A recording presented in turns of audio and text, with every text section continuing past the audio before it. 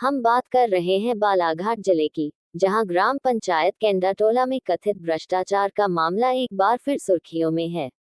बालाघाट जिले की जनपद पंचायत बिरसा अंतर्गत ग्राम पंचायत केंडाटोला के उपसरपंच मंजीत सयाम का दावा है कि वे वर्ष 2023 से पंचायत में कथित भ्रष्टाचार, गुणवत्ता विहीन निर्माण कार्य, फर्जी बिल भुगतान और सरकारी धन के दुरुपयोग के खिलाफ लगातार शिकायतें कर रहे हैं, लेकिन अब तक किसी भी स्तर पर प्रभावी कार्रवाई नहीं हुई।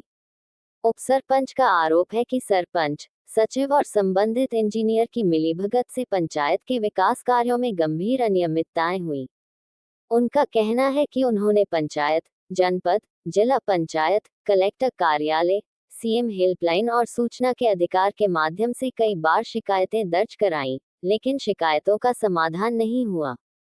मंजीत सयाम का कहना है कि यदि वर्षों से शिकायतों के बावजूद कार्रवाई नहीं होती है, तो यह शासन प्रशासन की जवाबदेही पर गंभीर सवाल खड़े करता है।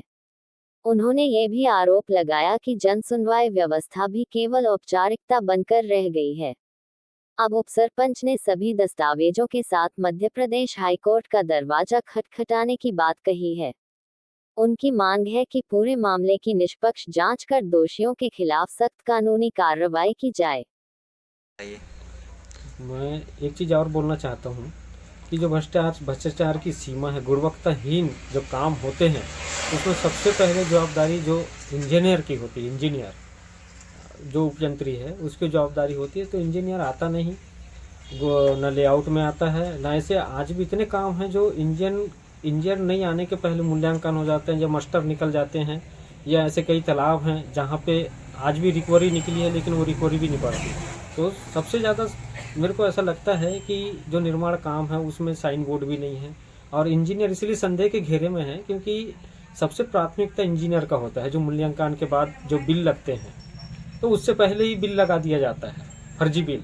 काम 4 महीने पहले बाद में होगा लेकिन राशि का हरण पहले कर लेते हैं। तो इस तरह के संदेह के घेरे में मेरे को ऐसा लगता है कि इंजीनियर की भी हुई कमी है। यही मैं कहना चाहता हूँ।